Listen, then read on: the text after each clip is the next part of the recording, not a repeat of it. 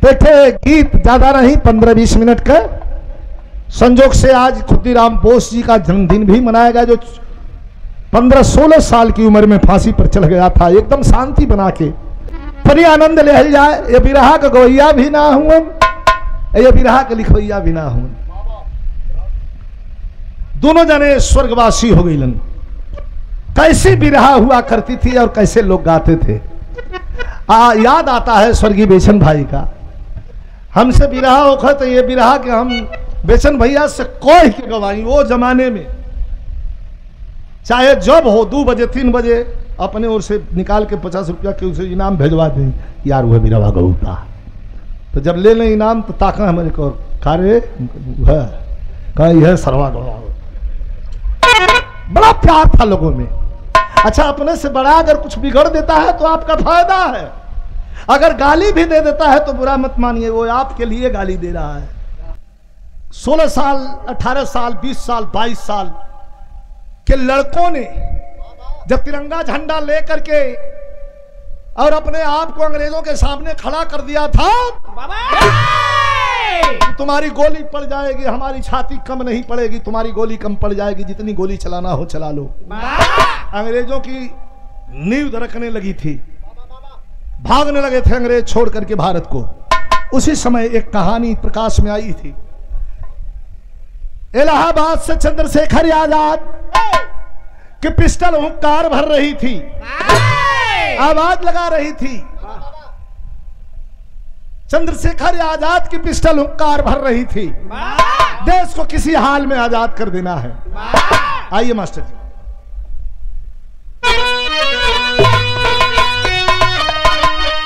बस उठ जा, पीछे का मॉनिटर छोड़ दिया है।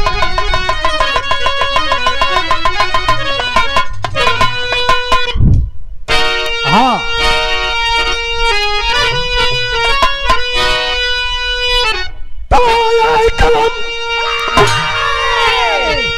लेखनी पर गौर करें।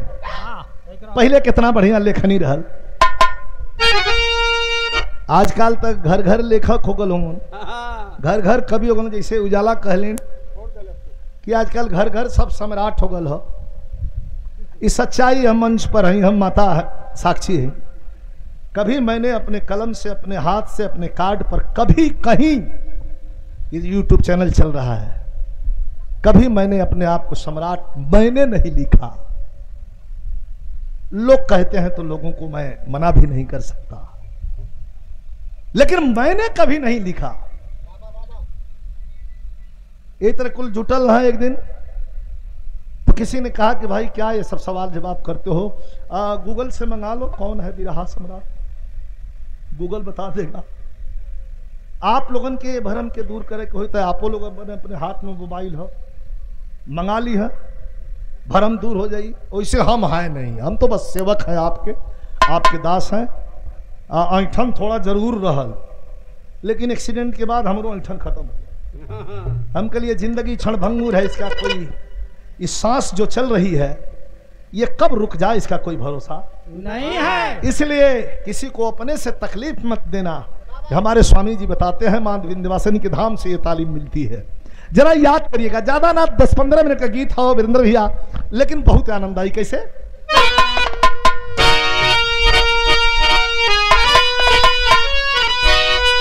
तो ये कलम,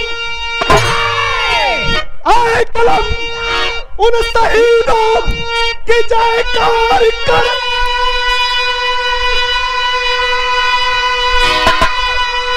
जो कि अपने वतन के दीवाने बने हैं। अरे उन्हें भूल बैठा इतिहास से अपना, अरे जो क्रांतिकारी परवाने बने हैं। भुलाता नहीं है हमें सनी 18, अरे लहू से चढ़ाया था भारत हमारा। जिएंगे मरेंगे मिटेंगे वतन पे, लगा है चला इनकलाबी तमन्ना।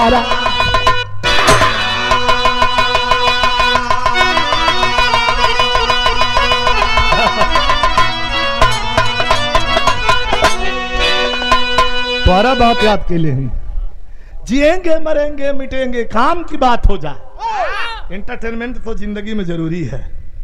जिएंगे मरेंगे मिटेंगे वतन पर, लगाए जवान इनकलाबी तब नारा। लेकिन है 18 साल 20 साल का है नौजवान हुआ, खून तो गर्म नहीं इनका होता है। ये आगे दौड़े हैं और अंग्रेजों के सामने खड़े हुए हैं। अंग्रेजों के सामने क्या कह रहे हैं मास्टर?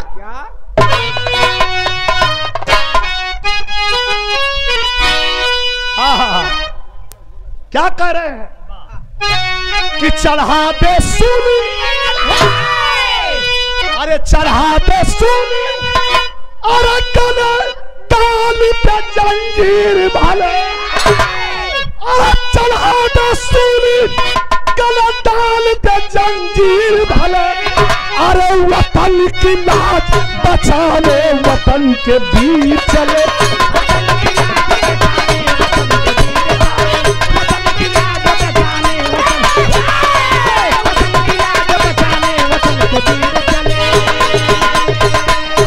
लेकिन एक तरफ चंद्रशेखर आजाद कह रहे थे बच्चों को देखकर कि धरा की गोद में, धरा की गोद में, अरे ऐसे ऐसे रणधीर पले, अरे धरा की गोद में ऐसे ऐसे रणधीर पले, वतन की लाज बचाने वतन के वीर चले।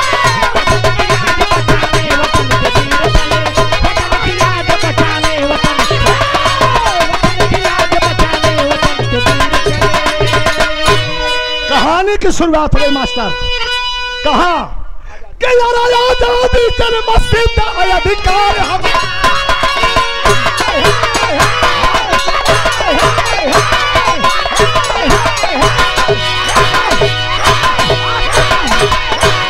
आजादी जन्म सिद्ध है अधिकार हमारा। बात को समझते रहिए, फरसाद जाए। आजादी जन्म सिद्ध है अधिकार हमारा, गूंजा था दस भर में इनकलाब का नारा। कहानी चल दलस था नागपुर के पास एक गांव जंगली, था नागपुर के पास एक गांव जंगली, रहती थी बेटे साथ जहां बुढ़िया मंगली। गुलामी चरम सीमा पर हल तनिका में कहानी है। आप लोग के बतावल चाहत हैं कि आज ये 13वीं के मौका पर डॉक्टर साहब के दरवाजे पर हम लोग उपस्थित भले ही। वो जमाना था कि 5 जाने अगर छाती बहरे निकाल के, अब मोटहर गर्दन लेके टूटल कान लेके से हिजपुर पहलवान तोहरे मती आदमी के 500, अरे बाप रे बाप, तो गोली मार दो तो छुट्टी हो जाए, गोली ना मारो निहुरा के चुतरे पर 50 डंडा चले लाख ना छोड़। मुद्दा पर खराब कर सो मसिंजरिया ना, अंग्रेज इतना दोगलपन कर हैं। तो कभी कहा था नागपुर के पास एक गांव जंगली, अरे रहती थी बेटे साथ जहां बुढ़िया मंगली। बात बिगड़ जाएगी। बुढ़िया मंगली का एक थे बेटा, तनी आनंद लिया है लोगन। बेटा का नाम हो सूरज। बुढ़िया मंगली के पति को खन्ना दरोगा, अंग्रेजों का दरोगा, लाठियों से मारने के बाद गोली चला दिया, मार करके चौमहानी पर खड़ा कर दिया। और इसलिए खड़ा कर दिया कि दहशत हो जा लोगन में। बुढ़िया बेचारी रोवे लगल। कितना भैया भैया हो, क्या दिक्कत हो अरविंद? चलिए आवा लोगन। अरविंद अपने आजा, काम कर हल करा अपने।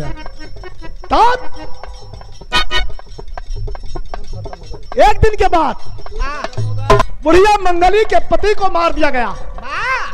गांव छोड़ के बुढ़िया चले आई घर, खेत में अपन घर बनौलस अपने लड़का के बचावे बदे। कोई जगह लगल तो कहना है था नागपुर के पास एक गांव जंगली, रहती थी बेटे साथ जहाँ बुढ़िया मंगली। बादाम का खेती रहल, चिनिया बादाम को तो तक नीचे जमीन में बैठे ले ना, इतने पीस के वो बादाम होले केसरिया बादाम, वो पेड़ पर फरे ले। आई मूंगफली जो चिनिया बादाम है जमीन में बैठे ले, यही का खेती रहल। लइकवा के घरे ना रहे दे, नदी के किनारे घर बनोले रहल। बुढ़िया कलश की तू भैया खेतवे में रहल करा, तोरे बाबू के मार दहल, कुल तोहू के मार दिहल। माई के डर रहल। एक दिन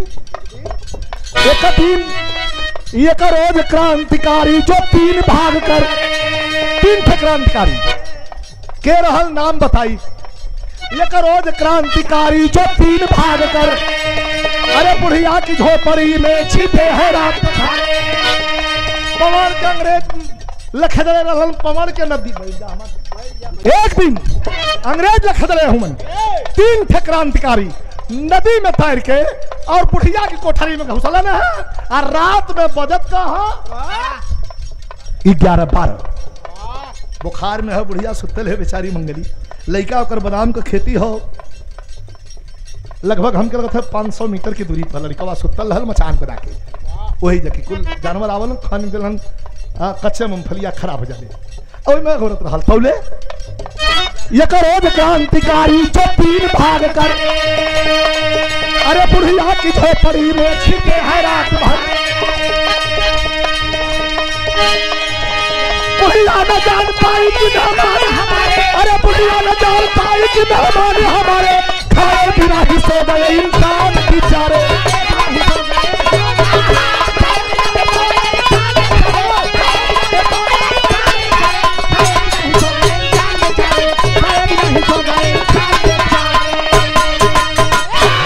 मेहमान नवाजी रहल। तीनों आके जौन बात बुढ़िया के झोपड़ी में हल गेलन। अंदर माई सुतल रहल, दलनिया खाली रहल। तनी गौर करी, हम पहले तो दलान बने न, दलान के बाद तो घर रहे। वही दलनिया में आके तीनों तकलन तक केहू लौकत ना रहल, अनहार बारी। वही में जौन बात कुछ बोरा सोरा रहल बिछा के तीनों अपन कपड़ा बदलन। तो रहल के चंद्रशेखर आजाद, राजगुरु और सुखदेव। अंग्रेज खेदले रहलन नदी पौड़ के पार आके थक गल रहलन। बुढ़िया के झोपड़ी में सोचलन कि रब रात तनी से बिता जा 2-4 घंटा, जीव थक गल। बुढ़िया भीतरा सुतल रहल, भीतरा से देखत रहल कि अरे मोरी माई चोर तो ना हुअर। फिर सोचे लगल कि हम गरीब हैं, हमरे क्या चोर कहा ले भाई, चोर ना हुई। बुखार में रहल, दिखाई दरवाजे का कितनी बड़ी इज्जत रहल। हम अहीं जब गांव से गावत रहली वीरेंद्र भैया, 2-4 आदमी जब प्रोग्राम लिखावे बदे आ जाए उजाला, तो माई, बड़की माई, कवि जी का माई, आजी परेशान हो जाए कि अरे बाप रे बाप आदमी अइलो, चढ़ दे तुरंत कुरुई में दाना आ जाए, उसमें से नून मिर्चा आ जाए, शरबत घोर जाए, ना दही रह तो तनी दूधवर के सारी डाल के एक बल्टी बना के गिलास पहले पिया ले, तब हाल चाल पूछक भैया कैसे इला। ई मेहमान नवाजी रहा। आज का और तब पहले आदमी पूछत हूँ पानी वानी पिएबा, पियले हुआ पियलहूँ रात कर कि नहीं ना पी। कुछ तो इतना ढीठ हूँ, पहुँचता पूछना खाना ना तो खा क्या लोगा। कुछ इतना ढीठ हूँ, खाना ना तो खा क्या लोगा। हमारे पार्टी में एक जने हुआ, उनका नाम न बताइए। इनके बगलिए में देसी शराब की दुकान, जे पहुंचल लिया कि 1 शीशी पहले वो धगल पानी ना पूछ जब हम पटिए में हम नाम ना बताई, सबके इज्जत का सवाल नहीं। ठीक है, आप लोग समझ जीबा खुद है। वैसन का आदमी चेहरा से चिन्हा जा तब बुढ़िया कहलस कि कहो कि 3 ठे आल हुआ, तीन के तनी कुछ खिया दें घरवा में कुछ हो कि ना। सोचत है बुढ़िया, दर्द बड़ी बेजोड़ लगल। कैसे दर्द दूसर रहल, तनी यहाँ हम दर्द के संशोधित के लिए ही कैसे मास्टर।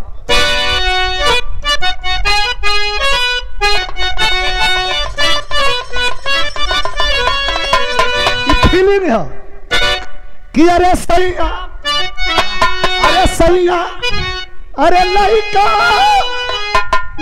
मियन सूती जल कोरा में, दिया के अजोरा लेना।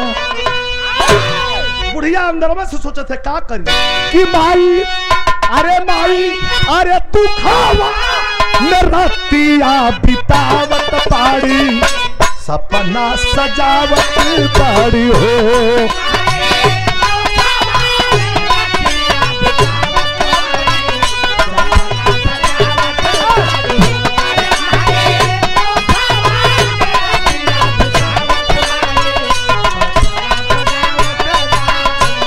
चलेगा ज्यादा सुता था हमारो तबीयत खराब हो उठ ना जाता। अरे हो तू सभी करब ममता दुलार हो।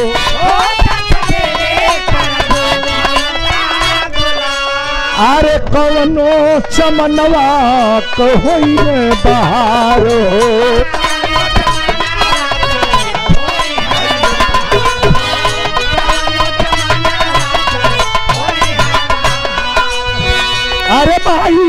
अरे माई ममता का मोतिया लुटावत बाड़ी। अरे माई ममता का मोतिया लुटावत। अरे सपना सजावत बाड़ी हो।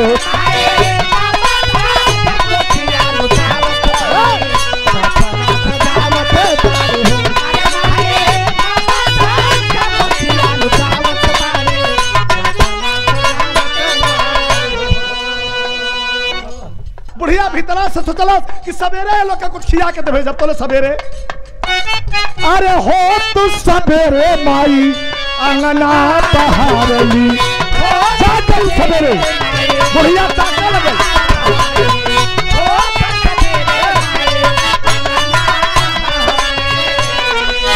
अरे हो तू सवेरे माई अंगना बहारली। अरे जाई के बलनिया में अपने निहारली। जाई के बलनिया में अपने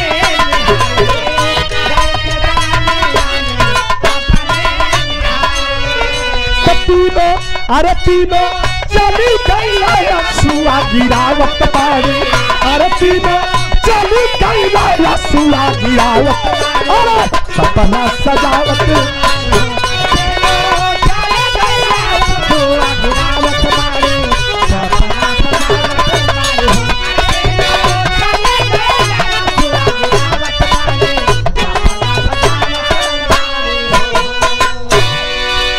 सवेरे खियावे का वादा कैले रहल। अरे तो तीनों चल गई ना बुढ़िया रोवे लगल। अंगना दुआर झारत देखा अब कहानी मोड़ ले रोवे लगल। बुढ़िया कहलत कि तीनों चल गए रथिया को कुछ खिया दिले हुई। अब तब तक के आ गयल खन्ना दरोगा।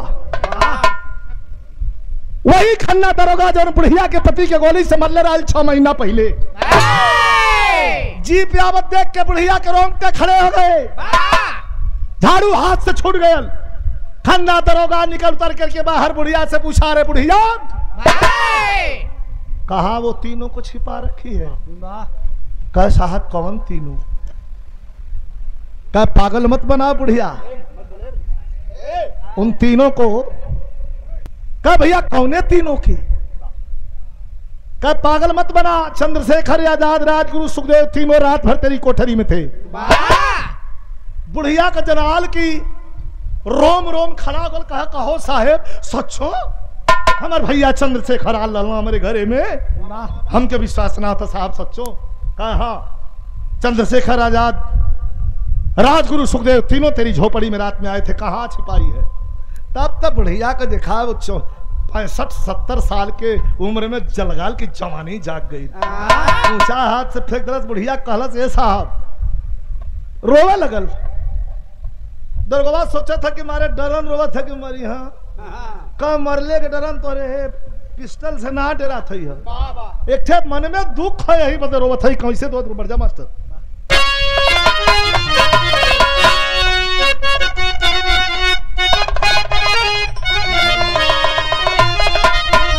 बुढ़िया रोवा लगल। कहा कि देखाली अरे देखाली नसे खरी कहे।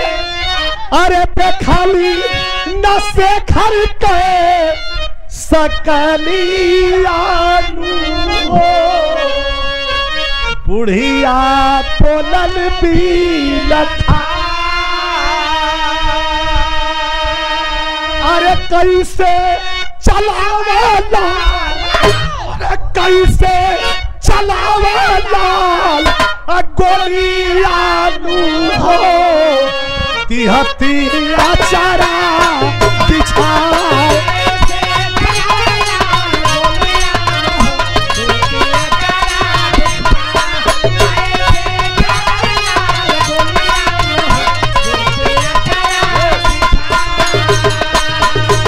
लगल कहे दरोगा जी गलती हो गई का गलती हो गई कहा कि जनती की अरे चंद्र से खरपाया रगिया तो दूधवा पियावती उनके गोपिया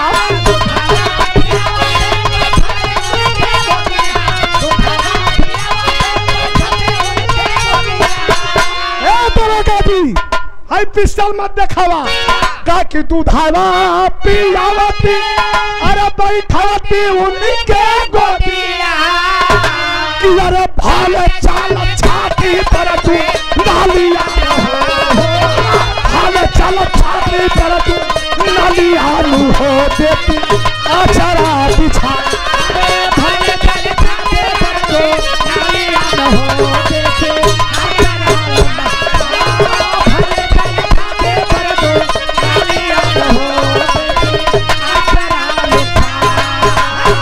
भले चला छाती पर दुमलिया न हो हाई पिस्टल मत दिखावा जनते की अइला चंद्रशेखर बैरगिया दूधवा पियौती बैठौती उनके गोदिया भले चला छाती पर दुनलिया न हो देहती अचरा बिछा खन्ना दरोगा कह रे कर देखा ये तना मन बढ़ू ये कर बदमाशी दिखाई दरोगा लाल हो गया करा बढ़िया तेरी ये हिम्मत हमें कह रही है कि अगर जान गल होती तो गोदी में दूध पी जोले होती बैठा के क्या कहे मास्टर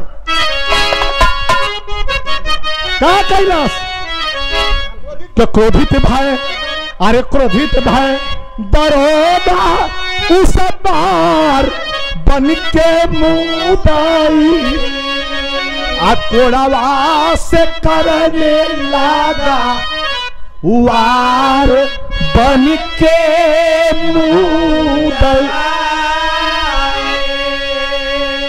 जीप में से कोड़ा मंगवा लिया और वो 65-70 साल के बुढ़िया मतारी के धा धा कोड़ा चलावे लगल।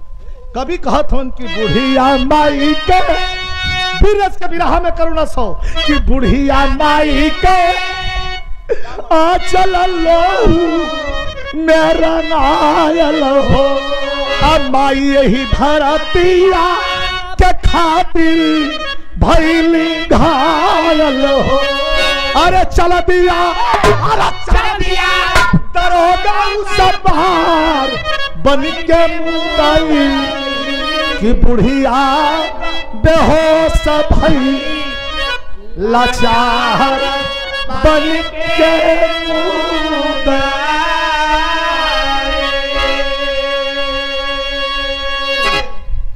बुढ़िया माई का आंचल लोहू में रंगायल हुए इतना कोड़ा मरलस कि खून से लाल हो गई बुढ़िया का शरीर बेहोश होके गिर गई।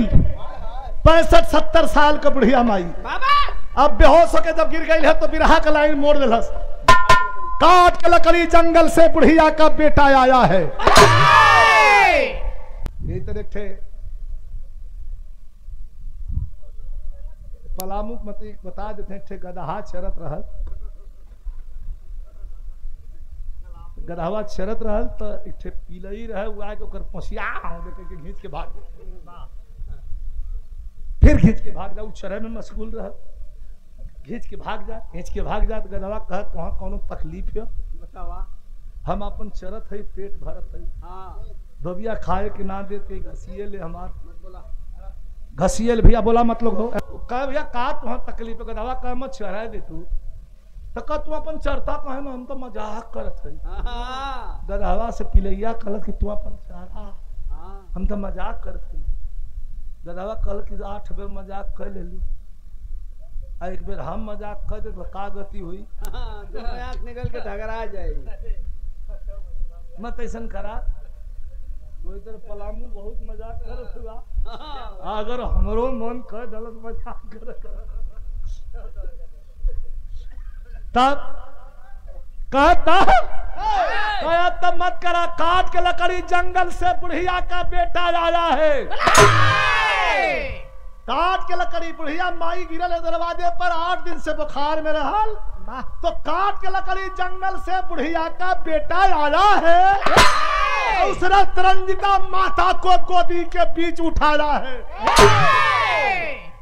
रोते हुए अपनी माँ को गोद में उठाया और कहा कि माँ तेरी हालत किसने किया? जब लड़का कब यही से कहल जला कि अब्बर के ढेर ललकार है ना, नहीं तो घूम जाई तो फिर कब्बो ना बोरा वाला लड़का रोवे लगल, कहलस कि माई खाली इतना बता दाई तुम्हारे हालत कैलस के। धीरे धीरे बुढ़िया माई के मुंह से आवाज आयल, कहलस कि बेटा मुझे जरा अपने हाथों से पानी पिला दे। दौड़ करके लाया, पानी पिलाया। पिलाने के बाद पूछा माँ नाम बता उसका, तेरी हालत ये किसने कहा? थोड़ी सी सांस लेके बुढ़ी बोली, बुढ़िया है लाल मेरे, बोली बुढ़िया है लाल मेरे, आजादी सुमन खिलाना तुम, लोहू के कतरे कतरे का चल के हिसाब चुकाना तुम। अरे बेटा दुनिया के अंदर, अरे बेटा दुनिया के अंदर समझो के है ईमान वतन, है प्राण से प्यारी मातृभूमि और समझो कि भगवान वतन। बेटा मैं तो इस दुनिया से जा रही हूं, नहीं माँ तू हमें छोड़ के नहीं जा सकती। नहीं बेटा मैं इस दुनिया से जा रही हूं। ए भैया कह माई कहलत कि हम तो जात हई, एक ठे माई तो हम देख के जाते है, ना ना ना ना ना ना ना ना ना ना माई हमार तू हो, छोड़ के मत जाया। मथारी ललकला रे बेटा, वतन के इस बलवेदी पर, वतन के इस बलवेदी पर जो वीर पुरुष चढ़ जाता है, वतन के इस बलवेदी पर जो वीर पुरुष चढ़ जाता है, ये जीवन धन्य हो जाता है और 7 पुस्त तर जाता है। हम जाते इठे माई के तोहरे हवाले तोहरे खा के जाते, इतने में बुढ़िया का प्राण निकल सीने से लगा के माई का दर्द का होले, जेकर माई ना हो से पूछा। जेकर माई है तो माई से दुलार भी करत बा, प्यार भी करत बा, गारी भी सुनत बा, वो कितना भाग्यशाली है जेकर माई हो। जेकर माई ना हो दुनिया का सबसे अभागा हो। लेकिन पहले ही मैंने बताया कि माँ कभी मरती नहीं, वो ख्यालों में, हमारे सांसों में, हमारे दुख में, हमारे सुख में हमेशा मेरे दिल में होती है। जब माई मर गए तो नदी किनारे लिया हो, चिता सजौला सच जलावे लगल, और जब लाश जलावे लगल तो वही पर कसम खैलस हो।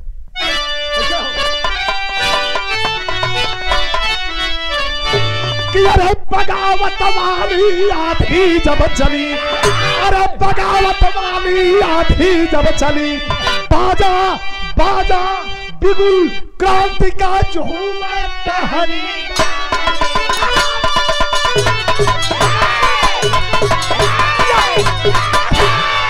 बाजा बिगुल क्रांति का झूमर टहनी डाली, बगावत वाली आंधी जब चली।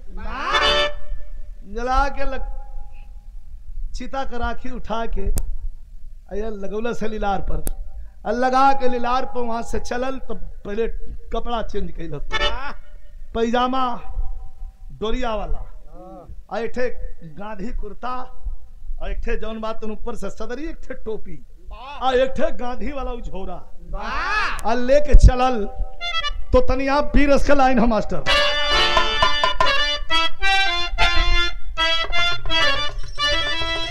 वो जमाने में गावत रहल कि हम गवाना नहीं जो,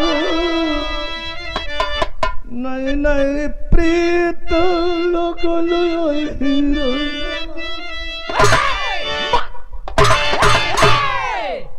कि कृष्ण भगवान पर गोपिन का संवाद वही में कौनो कहे कि हम गवनवा कहीं आजा कायम गवनवा नहीं जा कौनो कहे हम गवनवा कहीं आजा रही रही मुसाकत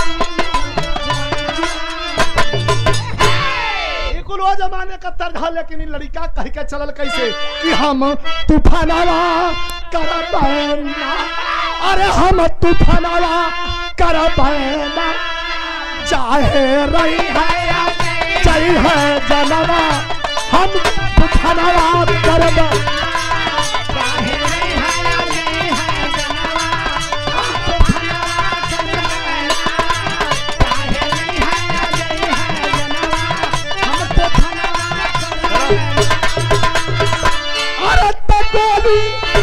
अरे गोली सिनवा के पिछला दुखमाई का हटाई दुखमाई का हटाई अरे गोलियां बरसी जैसे सवनवा गोलियां बरसी जैसे सवनवा गोलियां बरसी जैसे सवनवा हाथ फना कर बेला गोलियां बरसी जैसे सवनवा हाथ फना कर बेला गोलियां सिनवा के जहाज जान हथेली पे लेके चलल हो मौत का जिसको आशीर्वाद उसे डर किसकी है कह कि मारब जरूर खन्ना दरोगा के वही बंगला के सामने हुआ गांधी झोला टंगले आके खड़ा हुआ एक दिन बीतल 2 दिन बीतल 3 दिन बीतल 4 दिन बीतल 5वां दिन जब बुलेट पर बैठ के बड़की बड़की मोछ रखले हाउ वाली मोछ रखले और खन्ना दरोगा जब बुलेट पर बैठ के चला देखा कि लड़कवा 4-5 दिन से हमरे बंगला के यहाँ घूमा था करे कौन का लड़का हुए रे रोक लिया बुलेट करे लड़के किसके बेटे हो कहाँ से आए हो क्या रोज रोज यहाँ रेखी तो नहीं कर रहे हो कि नहीं साहब इठे चीज उधार देले रहला वही के लौटावा याद है का उधार दिले है रे हो सकत हम भुला गल करे बोला आदमी हमारा साहेब आप भुला जीवा हम गरीब आदमी कैसे भुलाई इठे चीज दिले हुआ वह कलक रोक ललस बुलेट हाथ दे मुंह में पान रह थुकर खाना दवा कहा अच्छा कौन चीज है जल्दी दो कह तुहा बहुत जल्दी हो डल्लस हो झोरा में हाथ आज झोरा में से निकालत ना हो खाली झोरवा यार घुमा के अगवा कैलस आ वही में से धाड़ धाड़ धाड़ धाड़ 3 गोली मरलस उठन गए बुलेट अलगे अपने अलगे तब पगली सीटी अंग्रेजन के पगली सीटी हारन होकर हाय हाय हाय हाय बजे लगल खतरा का हारन रहा बजे लगल हारन मास्टर तो कैसे हाँ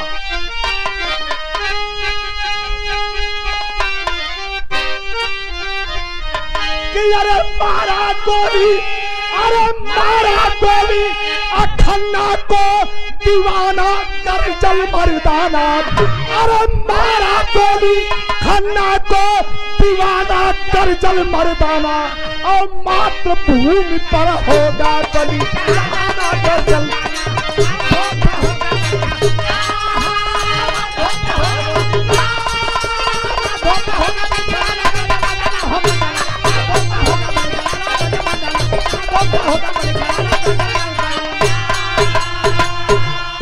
पीछे पड़ी अंग्रेजी फोर्स अरे पीछे पड़ी अंग्रेजी फोर्स वह नागपुर में आया हो भागत भागत भागत भागत नागपुर पहुंचल नागपुर के चौमुहानी पर खड़ा हो बिरहा अंतिम सारांश गौर करी है कोई चौमुहानी पर यारो ताकत हो यारो पुलिस यारो पुलिस यारो पुलिस यारो पुलिस कहीं जाई तो कहाँ जाई बगलिया में ठे सीढ़ी गई रहल कोठा रहल कोठा कौन पहले पाई जी लोगन को कोठा चले उनमें तवायफ रहा मोजरा होखे नाच गाना गावे तबला पर और सबका दिल बहलावे और वहां व्यापार ना होखे वहां तबला के थाप पर जवानी थिरकत रहल तबला बजत रहल सूरज इधर उधर तकलस तेरे बाप रे चारों तरफ पुलिस हमन कहा जाई तबले पीछे पड़ी अंग्रेजी फोर्स वहां नागपुर में आया चंपा बाई के कोठे पर जाके अलख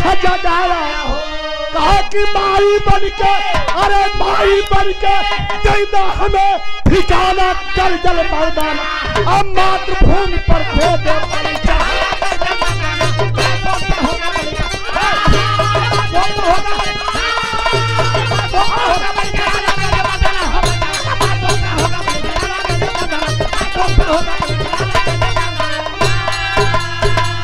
माई बन के देदा हमें ठिकाना गर्जल मर्दाना, और देश के कारण छोड़ देवे श्याबाना गर्जल मर्दाना। कुछ लड़की नाचत रहलिन, चंपा बाई बैठल लाल करे पीछे जाके बैठ गए।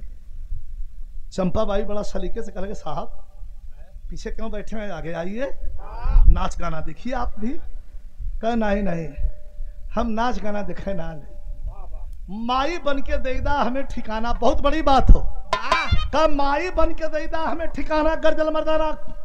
तकड़ा चंपा बाई कहे माई बन के ये कोठा पर जो भी कोई आयल तब मालकिन छोड़ के दूसर कुछ नहीं कहलस, तू माई कहला हमके, तो केकर बेटा हुआ तू, बोलो मत केकर बेटा हुआ तू।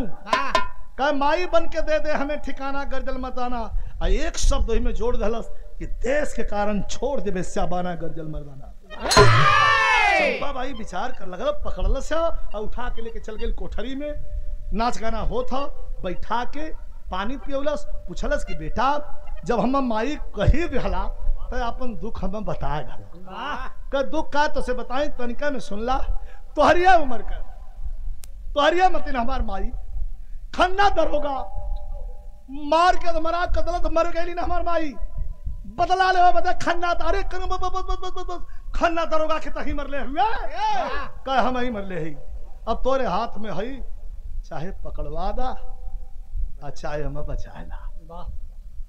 तो कवि जी कहत हो सोचे लगा का सोच लगा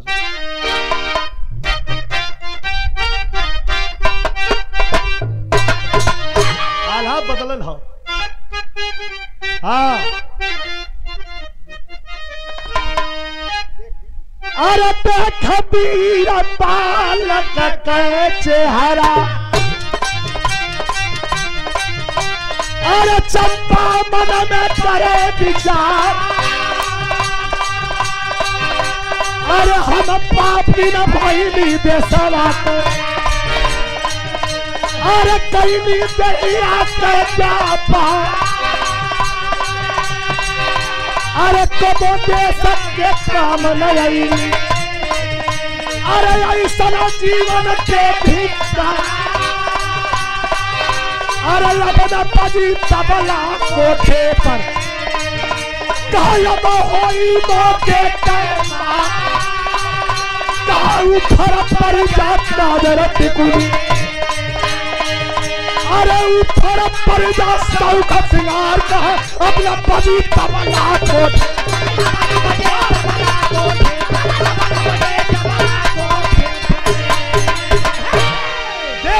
बालक का चेहरा चंपा मन में करे विचार, हम पापिन भैली देशवा का कैली देहिया का व्यापार, कबो देश के काम में अली ऐसा जीवन के धिकार, अब न बजी तबला कोठे पर अब हुई है मौके का मार, ऊपर परजा काजर टिकुली ऊपर परजा सौख सिंगार, निकल के बहरे आइल का मेरा हाथ आइल चंपा बाई मन हो, कब कहर चल जाई कोनो ठीक ना, ऐसे ज्यादा रफ्तार से उड़ा वाला ये दुनिया में न कोई पंछी हो न जहाज।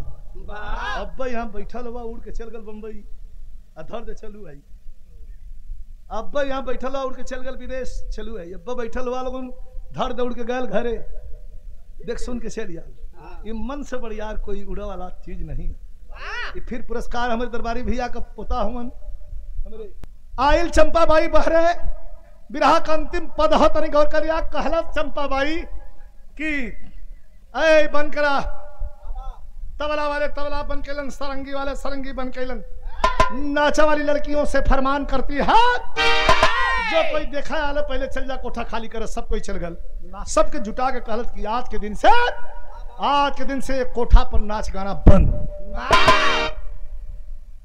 चंपा जौन रहल ओकर ठे लड़का रहल, ओकर नाम रहल चुन्नी लाल। चुन्नी लालवा तबला बजावे, कहे अरे माई बंद करवाए देवी कुल। घोटवी कैसे कहे न खायल जाई, बिना खैले रहल जाई, अब देश के लिए काम कर जाई। चुन्नी लालवा के नीक ना कहे है कर देखा, कई कनकवा ने ठेल सरवा एक माई के दिमागवा हमरे खराब कर दल। लेकिन कहना है कैसे,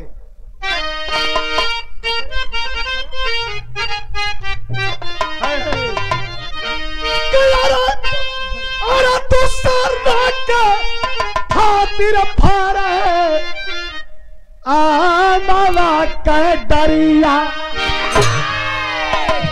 आ दूसरे के खातिर बहे गंगा जी के धार।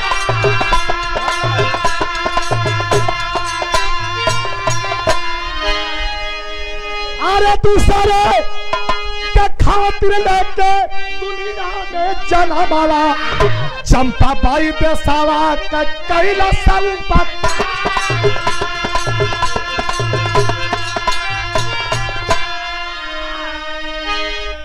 अतल चंपा का बेटा एगो चुन्नी लाल रहल। बस ना मनवी करे माई ना मनवी कह का माने कह रहे तो मान जो कह नाच गाना हो ले ले भैया ले ले वह चंपा का बेटा एगो चुन्नी लाल रहल। देखा ये गद्दारी थानावा पर हमारा बतावला गद्दा जाके दरोगा जी के सामने चुन्नी लालवा खड़ा बल 2 लाइन तनी विशेष ध्यान आप लोग दी है। जाके दरोगा जी से कहो दरोगा जी पहले हम अपन परिचय बता दें, भूमिका बनल। हमार नाम चुन्नी लाल हो, हम चंपा बाई जो कोठा वाली हो एक लड़का है, कुछ आपसे न्यूज देवे आल है। का ठीक खबर न्यूज का है, एगो न्यूज दो आल है, का जल्दी बताओ। का जौन लइकवा खन्ना दरोगा के मर गया ओके हम जानी ला, जाने ले बिना पूछल ही दरोगा जी के पुलिसिया हाथ जनता वारम रामनिवास भैया जाने ले कहे जानी ला। अतले मरल 4-5 गोली उल्टा हो गई, पुक हो गई ना। कह भैया काहे मारत हुआ, कह रे साले अंग्रेजी अफसरों ने अब इतना मन के गाल होता तो लेके वो याद है ना, अब ले जा हम बताई भेद बता डालस। बस रुक रुक रुक रुक रुक रुक आतले चुन्नी के दरोगा बंद कैले कोठरी में, पहले ये सारे की गिरफ्तार करा। ये पुलिसिया हाथ हो वो गए था वही के पहले बंद कर दे यही जरा था। अब चुन्नी के दरोगा बंद कैले कोठरी में, अब चलल दरोगा चंपा बाई के दुआर, चलल दरोगा चंपा बाई के दुआर।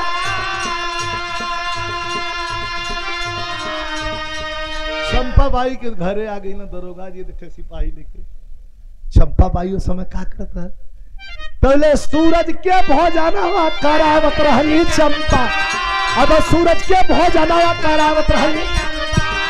अब पूछला दरोगा कहा बेटा तो, अब पूछला दरोगा कहा बेटा तो वही सूरज के आपन बतावत बा सुगंधवा, वही सूरज के आपन बतावत भेदवा समझ गए दरोगा होशियार। 1 मिनट चंपा बाई के नैलन दरोगा जी छड़ी हाथ में घुमावत कलन, चंपा बाई तुम्हारा बेटा कहाँ है? एक ही बेटा है ना तेरा? कहे जी साहब। कहा है वो तो बन के रहना तो सूरज के भोजन करावत रहल, जौन मरले रहल खन्ना दरोगा के बुढ़िया के लड़का मंगली के लड़का के भोजन करावत भैया। कह साहब ये है हमारा लड़का, कह फालतू ना, कहिए तो लड़का कहा तो थाने पे चला था, ये तो लड़का ना कहा हाँ थाने पर तुम जाने के लेके अल, तब अरे थाने पर लेके अल तो सूरज चंपा के लेके अल थाना पर। वही जलवा से चुन्नी के ले हला निकाल, तो जलवा से चुन्नी के ले लिया के दोनों के थाना पे दरोगा जी चुन्नी लाल के जेल से निकाल डालन। कहा कि तुम्हारा लइकवा ई हा आ की चुन्नी ललवा हंसा तक माई का करे तहुमा ई का माई के हुआ तुम भैया? चुन्नी ललवा रो लगा, अरे माई बहुत मारत हो को ऐसे मत कमाई। कह नहीं बचवा तो के अच्छा तू क्यों का लइका बस साहब सूरज के धाय ललत कैसा भी है हमारा लइका कैसे नहीं होगा। दोनों को खड़ा करा दिया गया। आज सामने चंपा बाई के हाथ में पिस्टल लोड करके थमा दिला। आज देख के पिस्तौल तब दारोगा का है बतिया भैया, देख के पिस्तौल तब दारोगा का अरे अपन बेटा छोड़ दूसरे के दे दूंगा।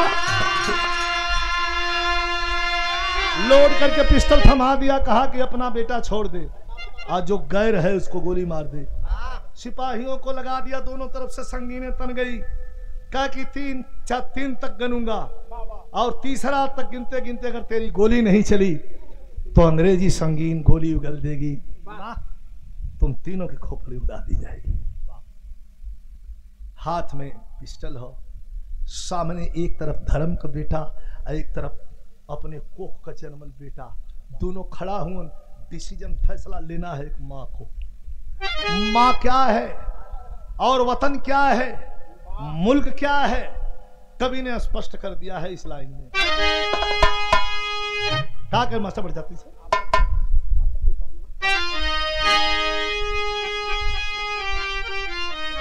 लेके पिस्टल हाथ में सोचे लगल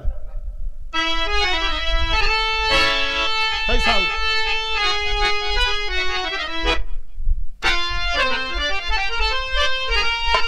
पिस्टल हाथ में सोचा लगा। एक दरोगा बोल दिलस का 3 तक गिनना, तोर जवन लड़का हो के छोड़ दिए है, आज जौन तोर लड़का ना हो के शूट कर दिए। चंपा लेके हाथ में पिस्टल फैसला बड़ा पेचीदा सोचत है। का सोचत है क्या धर्म का और धर्म का मदारी बन के रखलस बनिया दसवा और दसवा कारण भाई जोगिनिया रखा सभी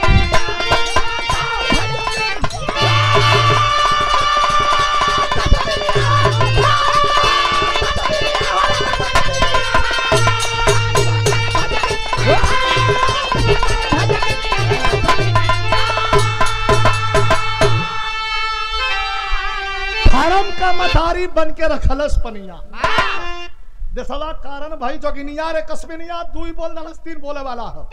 सोचत का हो सोचे चंपा यह चुन्नी रही के तबला ताल बजई है।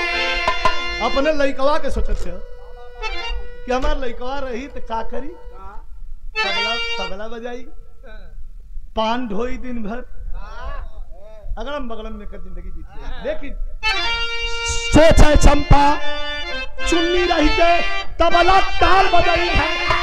अरे सूरज बेटा, अरे सूरज बेटा रही के हमारा देश प्रेम देखे लाई है। क्या मरलस चुन्नी के भवानिया रक्कस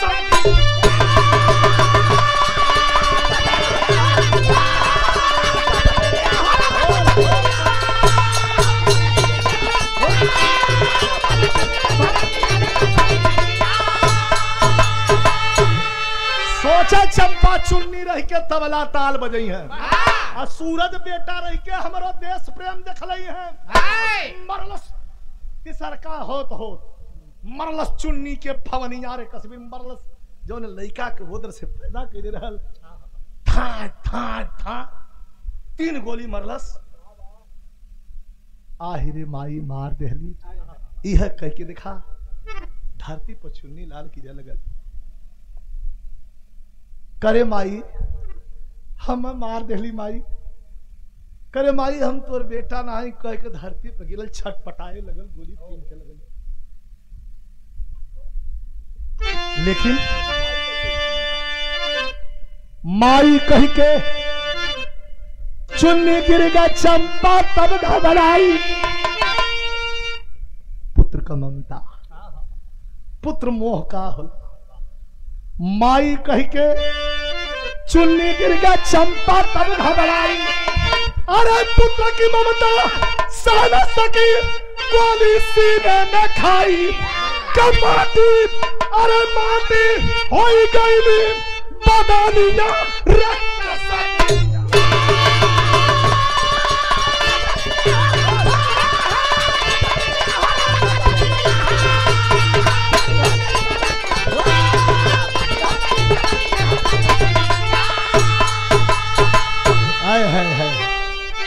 माई कह के ममता, माई कह के चुन्नी गिर गए चंपा तब घबराई। पुत्र की ममता सह न सकी, गोली सीने में खाई। माटी हो गई नहीं बदनिया, धाए दे अपनहू के मार के गोली। और वही चुन्नी लाल के बगल में अपनहू गिर गई। दरोगा धक्का अवाक हो। सूरज से पूछा था कि भैया अपने माई के ले जीगा कहे थे के हर बिजलिया वाले को फूंक दा है माई के अपने ले जा। अब ही दरोगा नहीं समझ पौलस कि कातिल ही हो। उठा करके ले करके आया और आ करके धर्म की माँ एक तरफ अपनी माँ का अंतिम संस्कार किया, दूसरे तरफ आ करके खन्ना दरोगा को मारने के बाद धर्म की माँ जिसने अपना ताना बाना छोड़ करके और देश के रंग में अपनी चुनरी को रंग लिया था और बेटे के सीने में गोली मार करके आजादी का फर्ज अदा कर दिया था, तब देश को आजादी मिली। यह आजादी कोई खेला नहीं है, यह आजादी हिंदुस्तान का जर्रा जर्रा कश्मीर से कन्याकुमारी तक खूनों से सिंचित है, खूनों से लाल है ये माटी। अरे 200 साल 250 साल कुछ होता है भाई, 200 साल के ऊपर अंग्रेजों के गुलाम रहे हम लोग। बड़ा विद्वान लोग आप लोग बैठल हुआ, कैठ क्रांतिकारी का नाम 250 साल अंग्रेज गुलाम मनोले रहन देश के। कितने क्रांतिकारियों को हम लोग जानते हैं। मैं दावे के साथ मंच के माध्यम से कहना चाहता हूं, हमारे और आपके पूर्वजों ने, हमारे और आपके घर वालों ने भी हिंदुस्तान को आजाद करने में अपना खून पसीना गिराया है। भले ही इतिहास से पन्ना मिटा दिया गया हो, इसे मैं मान सकता हूं। इस आजादी की लड़ाई में बढ़ चढ़ कर के हिस्सा हमारे आपके खानदान और हमारे बाप दादाओं ने भी लिया था। हमारे बाबा जी तो रहना इतना बड़ा हमरा कहा कि जानत हुए हमका का बाबा कहा कि ललकी टोपी आदमी देख ले तो मड़ई उलाट के चला पड़ा। ललकी टोपिया देख ले अंग्रेजों का इतना डर दहशत रहा। बड़ी मशक्कत के बाद देश को आजादी मिली। आजादी का मजाक बनाने वाले, इस देश को आजादी का मजाक बनाने वाले हमेशा मजाक बनाते रहे हैं। राजनीतिक क्षेत्र के लोगों ने कभी वो हथियार हाथ में लेकर के गैंगस्टर करके देश के आजादी का मजाक उठाए, मजाक उड़ाए, तो कभी जाति और धर्म के नाम पर देश का मजाक बनाया गया, तो कभी गरीबों को, मजलूमों को बाबा साहब भीमराव अंबेडकर के बनाए हुए संविधान से छेड़छाड़ करके देश की आजादी का मजाक बनाया। लेकिन जब जंगे आजादी में जवानों का नाम लेने पर छाती फूल जाती है कि हम उस देश के वासी हैं। कभी कहता है कि करता कदर कौन माता मही की, करता कदर कौन माता मही की, अगर जन्म लेने के रिश्ते न होते आजाद होता वतन ना हमारा, अगर हिंद में वे फरिश्ते न होते। कैसे देश आजाद होता? मजाक मत बनाओ, यह आजादी हमारे पूर्वजों के खूनों से सींची हुई लकीर से बनी है। गुरु बिहारी गुरु गणेश पावन है मेरी धरती, रामदेव चंद्रिका कहे जग जमा के अपनी, बगावत वाली याद जब चली रामदेव विजय लाल